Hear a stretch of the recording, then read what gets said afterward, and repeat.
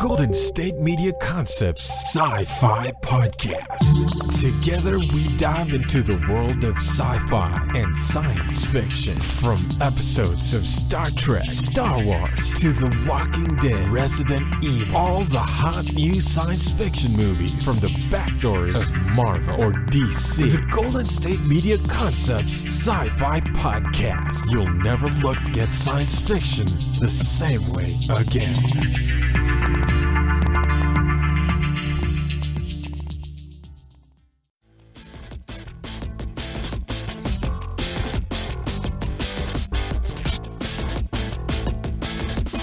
Hey everyone, and welcome. It's the Golden State Media Concepts Sci-Fi Podcast. This is Drew coming out. Was a bit absent there last week. Had a bit of a spell there. So coming back with new content here this week. I was very happy that Shay was able to hook us up. He's really the genius behind making sure all this gets recorded and done properly. So thank you for putting that best of show together. Got a lot to talk about here today. Comic-Con just happened, so we're going to go into that. But first, we're going to kick off. I'm going to get started doing a couple of reviews of some of the big summer blockbusters that came out. And we're going to start with the new Ghostbusters. As I said on the previous show, I was going to take my daughter to it, and I did. We went on a Friday. And first off, let's just go into, as I said, I was going to try to be open-minded, going to try to view this film as being something different, something new, not trying to compare it to the originals. But let's get something out of the way first. This movie exists not because this franchise needed a reboot and not because this franchise needed a sequel. This movie exists because Sony Pictures is drowning. New James Bond movies come out maybe once every 3 or 4 years. Spider-Man was sputtering in the box office. They're hoping to get some legs back with a new partnership with Marvel. But Sony Pictures had nothing else. But they did have Ghostbusters. They had a brand. They had a franchise that people recognized. And it had started off where it was going to be a sequel. The head of Sony at the time was more interested in leaning towards that. Ivan Reitman had a lot of pull. Then Sony got a new executive, and she was wanting to get Reitman out of the picture, wanting to get the old cast out of the picture, and wanting to start anew and wanting a female cast. Eventually, Ivan Reitman was shoved out. Then they got Paul Feig. They got everything else. That is what we come to see today. Okay? So this wasn't going to be something that needed to be done because there was something missing from the originals, or there was something that they could change and make anew again. And this wasn't a game changer type film. Okay? Now, the movie itself went in. Again, we knew the humor was going to be different. But the film itself, it was okay. And I had heard a lot about the problems that they were having during production, some cast infighting, some sequences that didn't exactly pan out so well, which you can actually see in the film that it didn't really work. And just a lot of stuff leading up to the possibility of this being terrible. But they were able to cut around it, make some adjustments, and make some changes to make it a watchable movie. Now, the ending of the movie is not good. The ending of the movie is kind of crap. But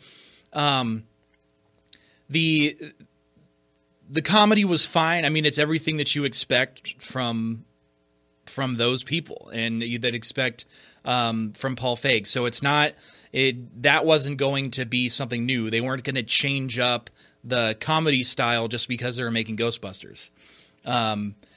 The performances, okay. Really, like I said, Kate McKinnon, and all the press that's gone to Kate McKinnon regarding her performance is well deserved. She pretty much steals the show at every point she's in. She's really the only character with any discernible personality from the other three. And even Leslie Jones, even her character who's not a scientist, she's still kind of middle of the road. She's not really, like the loud comic that she normally, portrays in SNL or in her stand-up or anything. So Kate McKinnon's really the only character. I mean, other than Chris Hemsworth, who he played an insanely funny type character with his bumbling Kevin, who was the secretary. I thought he was great. Now, that aside, and tough to say about the comparison that was between, or going to be between, the cast of the original and this one, is I did like that they introduced Leslie Jones, that they didn't wait till halfway through the movie like when they brought in Winston.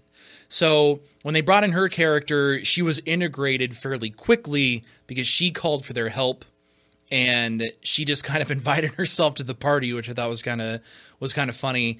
But she's a comic. And one of the things that Ernie Hudson was able to do in his performance was he grounded the team because he was just a blue-collar guy, and perfectly casted as Ernie Hudson's a blue-collar actor. He's not a leading guy. He's an ensemble. He's a supporting guy. So those things I thought they did well by introducing that and getting the team fully formed early on. Closer to the big fight at the end, there was a bunch of other ghosts get out, and then they got to go use their new tech. They run into Times Square, and there's basically a fight scene, which I enjoyed that, and that was something that really wasn't in the original Ghostbusters, because they would run around and use the proton packs and try to catch the ghosts. And granted, they had a montage where they had different traps and stuff set up, and that was fun, but this actually introduced an element of fighting ghosts and not catching them, but flat out destroying them with the gear that they had. So an element that they were able to bring into this that was not in the original, I thought was good. I enjoyed that part.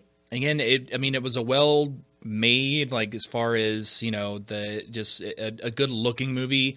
There was a lot of cool nods to the original, like the fire station, and you could see Harold Ramis's bust. But every time the old cast members would show up and do their cameo, it kind of pulled me out of what everything was going to be. It kind of pulled me out. I was like, oh yeah, this is a remake.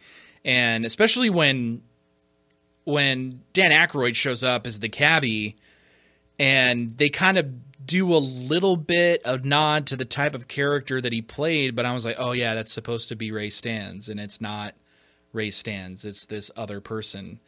They really could have gone without having the rest of the old cast in it. I mean, very possible to do that. But, that wasn't something that, they were wanting to have the old cast because I think they were wanting to appease the old fans and bring something about to where, like, hey, they're cool with it, so you should be too. I think that's really where they tried to go with that. But outside of it, it was a decent, fun time at the movies, I guess. I wasn't trying to compare it to anything that had previously been done. I just wanted to see how they were going to make it different, how were they going to make it special, and I got to see that, in my daughter's eyes. She got to see this new Ghostbusters that was kind of designed for her, and really enjoy it to a great level. But overall, they've set this up to be a new franchise. They're wanting to do multiple films. It looks like the actors will probably want to stay on to do them. They set up, interestingly enough, a bit of a relationship as far as the government of the town and how the Ghostbusters are going to work, which was at some points adversarial in the original, so they've kind of changed that. So they've gone an interesting angle as far as how they're going to continue to make these, and that allows them to continue to work. And those particular things, one of the main differences in the crew, as it were, in this is compared to the originals. When the original Ghostbusters started, they were doing it as a business. They called themselves the Ghostbusters. They set up, they were making commercials, they were doing all this stuff because they were wanting to go through and do it as a business. This film really presents it as this is going to be a team that is researching the paranormal, and one that the government is actually behind in doing. as to allow them to continue on, do their research, find a better way to fight these particular things. And so that was a big difference between the motivation and the relationship with the city that the guys had and this new one.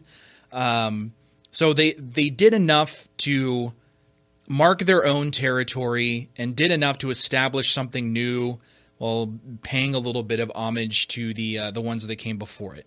Like I said, the ending, I think because of the problems they were having with the script and production itself, was kind of a little, not too fantastic, but overall the film moved really well. There was funny parts, scary parts. My daughter had to hide her eyes behind my arm a couple of times during the movie, and it was just overall, just a fairly decent time. It's not terrible, but not outstanding. So it's a start. All right, next we got coming up, I'm going to talk about Star Trek Beyond that also came out. This is the Golden State Media Concepts Sci-Fi podcast. We'll be right back.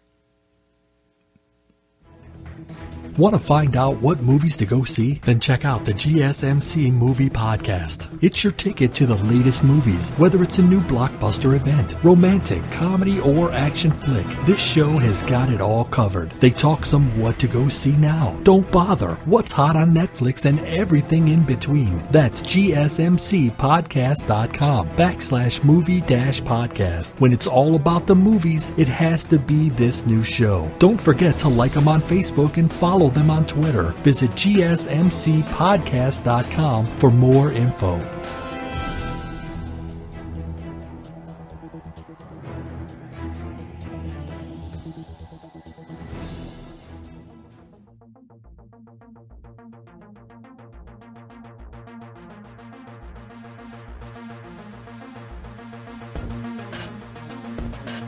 All right, and we are back to the Golden State Media Concepts Sci-Fi podcast. So another big summer blockbuster really just came out a week after the release of Ghostbusters, was the new Star Trek film, Star Trek Beyond. This one takes place, it's just around 3 years into the 5-year mission.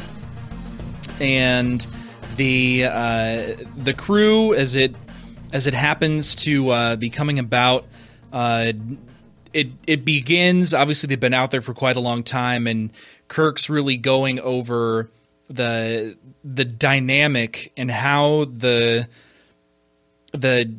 crew has changed over the span of time, being out there for so long, away from home, and how it affects. It's very similar, as I would recall, to being deployed, and a lot of those things were very real, and so. He gets a little downtrodden. It reminds him, he says it's like the same day repeating itself, which is very much like being deployed. So a lot of my fellow service members out there, if you're watching Star Trek Beyond, trust me, in the 25th century, they're having the same types of issues as far as how they feel about being away from home for a long time. So it gets into Kirk. He's not entirely sure if he wants to do this anymore. Because he just doesn't feel in it. He's trying to live up to his dad, all this other stuff. And he's looking to get out. And the film addresses a bit what happened to Leonard Nimoy in real life with his passing. That I guess he's Spock Prime, I guess they called him. And how that interacts with Spock in this timeline as well. And the ship goes out. They get a distress call from a particular captain of another ship, says your crew is taken, and they're in this dense nebula where no communication can get through. So the Enterprise goes out there because it's the best ship in the fleet, and they get attacked, and they have to seek refuge on this planet. And this is really the Star Trek episode, or the Star Trek installment, where the crew has to go in on planet. So it was a lot like Search for Spock or Undiscovered Country, or with the Next Generation cast, it was Insurrection. So this was the one where they're not going to be in space so much. So it had a lot of action elements in it, because this new brand that they're putting out there is a lot more action oriented. Although it is something to say that what they're able to do is still talk about diplomacy and talk about the mission, because the last two, including this one, so with Beyond and with Star Trek Into Darkness, it talks about the role of the Federation and the forces that it is always coming across to be in conflict. So there's always the argument, and Scotty brings it up in the last flick, when RoboCop was the bad guy, that Starfleet and the mission that they do is they are supposed to be explorers, and they are not military, which we kind of wonder at this point, what does the military in the United Federation of Planets look like? Because we don't see that aspect of it. We don't see what, if at all, there exists that arm. Because otherwise, RoboCop wouldn't be having to put a warship together, right? So there's an aspect of this new series that formally directs and talks about the mission of Starfleet and the Federation of Planets, and really what the Enterprise does, as ultimately being folly, and that you're a peacekeeping armada and you're all about diplomacy and all this other stuff, but you are going to come across folk who don't want to be a part of that, who are violent, who are going to get you into situations where there may have to be war. And that's what Khan was brought in for, and that also plays a bit of a part in this movie as well, where we look at the motivations with the nemesis that they come across. So it keeps coming back to that point where, yeah, I know this is what your mission is, and I know this is what you're trying to do, but it's not always going to be that cut and dry. It's not going to be as easy as saying, hey, we all want to have peace, and here's the guidelines of it. Because they don't really get into the motivation of Starfleet and what they demand or request of planets that are going to come into the fold with the Federation. So in the beginning, when Kirk laments that if space is infinite and the universe is infinite, their mission is never over, and they're just going to keep going on and on and on to try to find these things to bring them in. And so is there a point in the mission? But as we know, in seeing Kirk, Kirk is a man of action, and he's not always about the rules, which is why Spock is such a great foil to Kirk, because Spock is all about the rules. So we see in Kirk as he is kind of a guy who is a man of action, trying to find his place in the Federation, and almost to an extent really trying to accept the role that it plays and that he plays in it. And I know a lot of people wouldn't try to look this deep into a Justin Lin of Fast and Furious fame, or they want to think that these new Star Trek movies are all about action and it's balls to the wall summer fun, and not as slow paced and honestly kind of boring that the other Star Trek movies are. That this brings up black and white peace versus violence type arguments rather than intricacies of diplomacy. And that still, to me, makes it Star Trek, and it still makes it enjoyable. Now, when I went to go see it, obviously there was a bit. It was a bit of a situation where once Anton Yelkin, who tragically passed away in that freak car accident, when he appears, they're like, "Oh, Chekhov, oh, that's that." But they make him kind of a ladies' man in this one. They obviously, since the movie was all but done by the time it happened, they don't do anything to account for his death in this. It's really kind of dedicated him, really kind of dedicated Nimoy, because, like I said, that's part of the script, part of the story is in accounting for his passing. So it's co-written by Simon Pegg, who plays Scotty. So he's a huge fan. He knows what he's doing. He knows what Star Trek fans want to see and what movie-going fans want to see. And this movie could have been, for the great moments that they had, that Spock and McCoy are basically partnered up through majority of the film. So you get to see that kind of banter between them that you always enjoy. This is basically 3 or 4 or 5 fold in this movie, because they're sort of stranded together, and brings about some other aspects of the relationship that they hadn't brought into the other movies. So that was really fun, and seeing Kirk get to do the fun Kirk-like stuff that he does. His character grows quite a bit in this one, and there's Spock's development, seeing him deal with the passing of Spock Prime. And if you're a fan of the old ones, they do have a little bit of a tip of the cap to that original cast, and seeing what he's ultimately going to do as far as what he's going to do in his career. I mean, they do a lot. It's when you go back and you watch it, when you actually sit down and watch it, it moves very well, it moves very fast. And then when you leave and you think about it for a moment, you're like, man, they really did quite a lot in this movie. They did a lot of character stuff, obviously with the big three, with, you know, Kirk, Spock, and McCoy.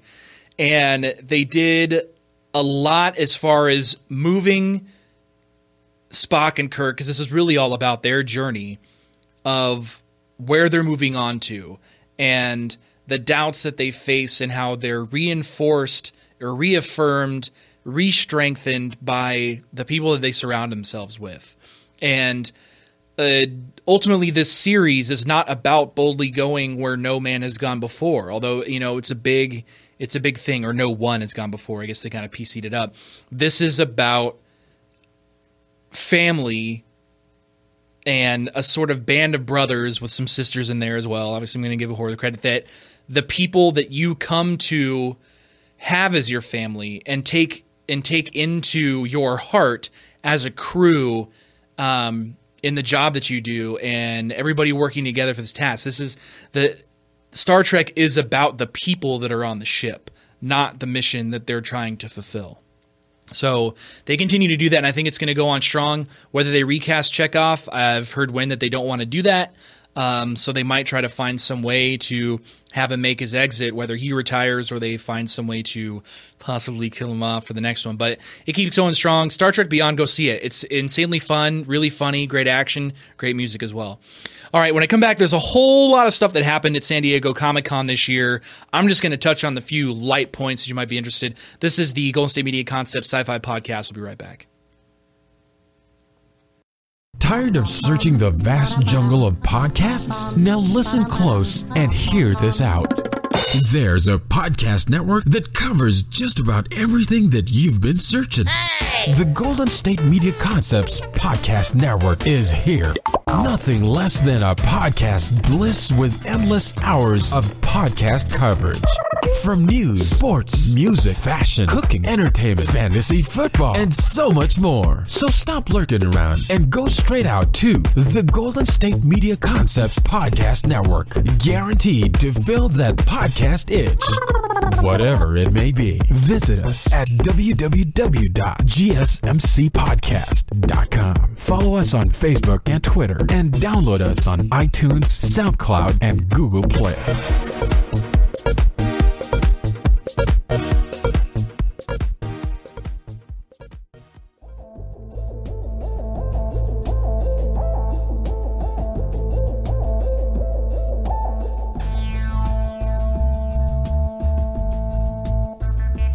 All right, everyone, we are back. So Comic-Con ran this last weekend in San Diego. That's the biggest Comic-Con of the year. Obviously, there are ones like New York and Chicago and some Wizard Cons, but San Diego Comic-Con's a big one. That's where the big production studios that are big in sci-fi, fantasy, comic books, stuff like that, they come to show off the stuff they've done, but more importantly, people are interested in the stuff that they're going to do. So a lot came out this year. So the studios were more willing, because every time they would show footage over there in Hall H, it would get leaked online somewhere. So you got to see some bootleg version of a preview of a new thing where you can't even hear what's going on because everybody's screaming the whole time. So instead of allowing for the bootleg stuff to come out, the studios would show it at Hall H so everybody can go bananas, and then they would release a good, clean version of it online almost right after. It was coming out daily. So one of the big ones that happened coming into this one was the folks over at DC, that's Batman, Superman, not Spider-Man Avengers. They released footage. They cut together. Everybody kept wanting to call it a trailer, but it wasn't really a trailer. I mean, it was to a good extent because there was a lot of footage in there, but they cut together some pieces that they had already shot for Justice League. Now, obviously, there's a lot more filming to do, and there's a lot of post-production to do, but they were able to put some amount of post and some CG and other type of effects in there to put together a Comic-Con piece. So they released footage of that, and in that we see Ben Affleck's Bruce Wayne starting to assemble his team. So he's already got Wonder Woman on his side. Now he's going after Aquaman. We see him pursue the new Flash, which is not the one from the CW show. They've casted just one to be in the movie. So it's not Grant Gustin from CW. It's Ezra Miller, who there was a lot of backlash when they had his casting. And when you watch the footage, the way he kind of is a little bit awkward and bumbly. A friend of mine kept calling him Spider-Man.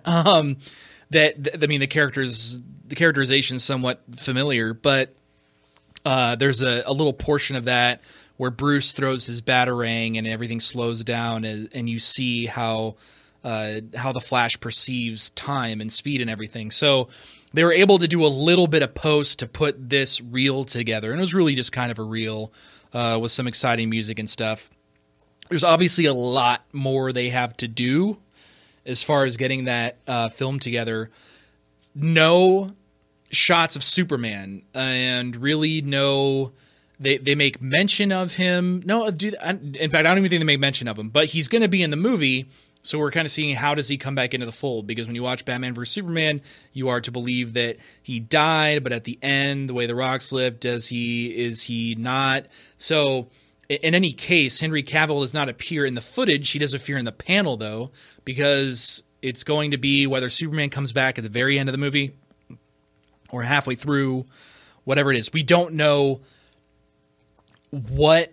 at what point in the film the footage takes place in. So when you see the team somewhat together, because apparently Aquaman's going to be standoffish, so when you see Batman, Flash, Cyborg, and Wonder Woman together, you don't know at what point this is at. So it was enough to give you a taste of what some characters are going to look like, what they might behave as. Not a lot concerning who the villain is. There's a little bit of what obviously is going to be a flashback, some type of scene, because the costumes looked very, very, hundreds of years ago, and they're burying a box or a book of some kind. They allude to Darkseid. Again, my theory is Darkseid will not be the villain in this one. I think he'll be in Justice League 2. And, there were some funny parts, and there's obviously some action-oriented. Coming into this, I will say my one quibble is they've redesigned the bat suit. It still has a lot of elements from Ben Affleck's costume from Batman vs. Superman, but now they're making it look more armor-like, and having the armor on the outside. And I just don't dig that. I hate to the point they got Bale's suit where he just looked like a BMX or motocross guy wearing a cape. I don't like seeing all that armor and stuff on the outside, because he loses any urban legend mythological premise to where they don't believe that he's a real man, that he's a thing where it's like, oh yeah, he's just a guy who wears armor. I do not dig that at all. The Flash suit, a lot could be said for that. Some people don't like it. I think it's okay. It's red. He's got the lightning bolt, whatever. So they're going to pursue with that. They're rolling on, still keep shooting. And Gal Gadot, man, she has been busy. We got to see a full-on action-packed Wonder Woman trailer. If you haven't seen it, go online, watch it. I think any doubts people might have had of how badass this movie can potentially be, you're going to be silenced by watching this. It looks awesome. Very excited to see what they do with this. Just excited to see her carry a movie and to see the possibility of her being a lead. She's surrounded by great people, but for her to carry it, I think is great. And not to mention, we just get to see Gal Gadot that much more on screen, which is always a treat. So they released that. They released the Justice League footage. Marvel had their time. Marvel didn't really release anything. Allegedly, they had put out a little bit of footage from the new Guardians of the Galaxy. They did release a new trailer for Doctor Strange, which is the next movie they have coming out. That one was formally released because that was just another trailer that was coming down the pipe. You can watch it. They do a lot of stuff. I'm still not entirely excited about it. But they allegedly had footage for Guardians of the Galaxy 2. They did reveal who Kurt Russell was going to play. He will be Star-Lord's father. He's called, in the comics, he's called Ego the Living Planet, which go ahead and Google Ego the Living Planet, and you're like, so what are they going to, is it his face in a little moon? So no, he does take human form. They showed his costume and what it looks like. And then they also allegedly had some footage from Spider-Man Homecoming, which very, very early into shooting that movie. So there's not a lot that they would have had to go on, but they were able to show a little bit. They have also made allusion to the folks that are making the toys, the possibility of other villains outside of the Vulture being in it. So there's a bit of news, a bit of reveal about that. One of the bigger ones coming out was announcing new casting. So they announced some new people coming into the Black Panther film, which is getting up on its legs. And then the biggest one, I guess, because they wanted to take a huge photo. They had the Doctor Strange folks, they had the Guardians of the Galaxy folks, and they had the Black Panther folks there. But they wanted to say, we want to, if we're going to do this right, we want to introduce someone new to the family. And they introduced Brie Larson, who will be playing Captain Marvel. Now, there was speculation about whether Captain Marvel was going to go off the slate. It was kind of, it was projected to be out there a lot earlier, and there was nobody associated with it. But Brie Larson, she is going to be, I believe she's in the new King Kong flick that they got coming out, which they did more with that too. They showed a poster and what that's going to look like. They made King Kong obviously much, much, much bigger because he's going to fight Godzilla soon. And so they introduced her. She's going to be Captain Marvel, which I think is going to be weird because I don't recall reading about the existence of any script or the existence of any director, or whether they're just like, hey, this is the character we want. This is the person we're going to attach to it. Marvel at this point, like I said, they're printing their own money. So they can have they approach Brie Larson like, hey, we want you to play Captain Marvel. Let me tell you about who the character is. There's no script. There's no director. We have a release date. Do you want to be it? And yeah, if you want to be a part of, if you want to have a bigger career, be a part of Marvel, be a part of Marvel Studios, be a part of the Disney, the Disney gang. So Marvel's moving along. Again, they didn't release really as much as DC had, but DC needed a lot more. And they are doing quite a bit more. In fact, on the next show, I'm going to talk to you a bit about going to see the new animated film, The Killing Joke, there in theater. So San Diego Comic-Con released a lot of stuff. Marvel, DC was there. Walking Dead had their own panel. They introduced Jeffrey Dean Morgan, who's going to be in the next season, and a bunch of other stuff. There wasn't a lot coming out from Hasbro, who does Transformers. They were a bit more quiet, but they're still working on stuff. So it was big for Marvel, big for DC. All right, and that about wraps it up here for this show. I want to thank you for listening in. You can check us out on GSMCpodcast.com, or you can check us out on iTunes, or really any other place where you can get a subscription to podcasts. Check out our other shows as well. Follow us on Facebook and or Twitter, whatever your preferred platform is. I've been Drew. You've been great. Thanks for listening. I'll talk to you later.